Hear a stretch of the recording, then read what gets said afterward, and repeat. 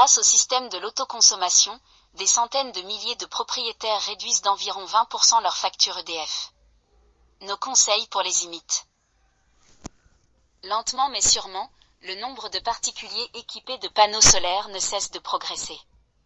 Ils étaient ainsi 435 000 fin 2020, soit 7% de plus qu'un an auparavant. Il faut dire que le progrès technique permet désormais d'envisager de telles installations jusque dans des zones où l'ensoleillement ne dépasse pas 1400 heures par an, loin des 2800 heures de la région PACA, Provence-Alpes-Côte d'Azur.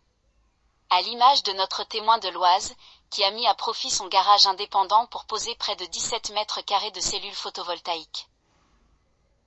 Quelques conditions sont tout de même à respecter, à commencer, bien évidemment, par être propriétaire d'une maison et disposer d'un toit, de préférence dépourvu d'amiante. Mais une terrasse à l'écart du bâtiment pourra aussi faire l'affaire. L'orientation de la toiture joue, plein sud dans l'idéal, même si les panneaux peuvent fonctionner jusqu'à 90 degrés vers l'est ou l'ouest.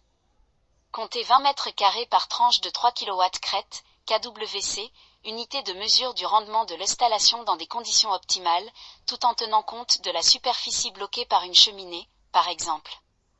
Il faut si possible couvrir l'intégralité de la toiture, explique Xavier Daval, président de la commission solaire du syndicat des énergies renouvelables, SER. Pour mieux amortir les frais fixes d'installation, mais aussi parce que c'est esthétiquement plus harmonieux.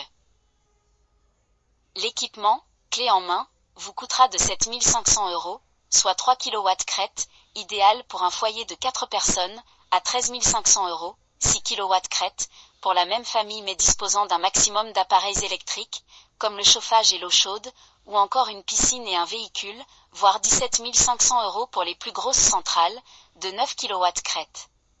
Ce tarif inclura bien sûr les panneaux solaires, mais aussi l'onduleur, qui transforme le courant continu en courant alternatif, et diverses protections électriques. Un surcoût, pouvant atteindre 2 000 €, n'est pas exclu si l'installateur doit faire un long déplacement, ou si votre toit est difficilement accessible. Rien ne vous empêche de prendre en charge le chantier. Comptez alors de 2 900 à 3 600 € pour les panneaux, pour 3 kW crête installés. Mieux vaut réaliser le montage à 2 personnes, mais l'opération peut se faire en une après-midi, grâce au branchement en plug-and-play permis par les coffrets présablés, assure Thierry Ciotat, cofondateur de Mon Kit Solaire. Dans l'affaire, le plus délicat sera de décider du devenir de l'électricité produite.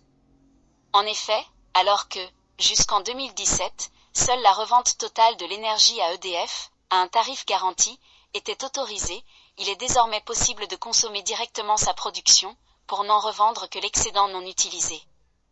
Et l'un comme l'autre choix vous engage ensuite sur 20 ans. L'installateur pourra vous fournir des simulations détaillées, mais sachez que la seconde option l'emporte désormais le plus souvent. Et que la première, celle de revente totale, n'est plus guère choisie que par les propriétaires de résidences secondaires, ou par ceux trop absents durant la journée pour suffisamment exploiter leur production. Notre service, notre sélection des 3 meilleures offres électricité du mois.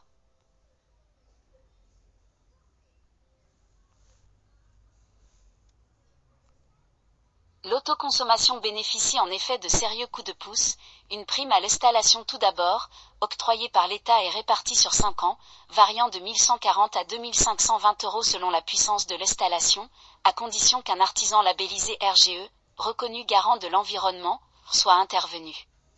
Mais aussi des tarifs de rachat du surplus d'électricité, fixés depuis le départ à 10 centimes le kilowattheure, et ensuite garantis pendant 20 ans.